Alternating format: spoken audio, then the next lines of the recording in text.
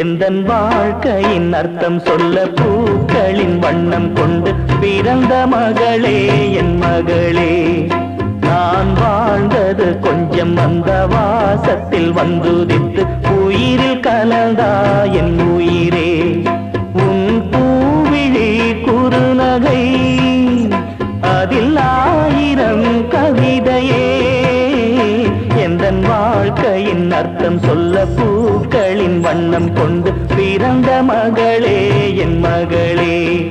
நான் வாழ்ந்தது கொஞ்சம் அந்த வாசத்தில் வந்துதித்து உயிரில் கலந்தா என் உயிரே.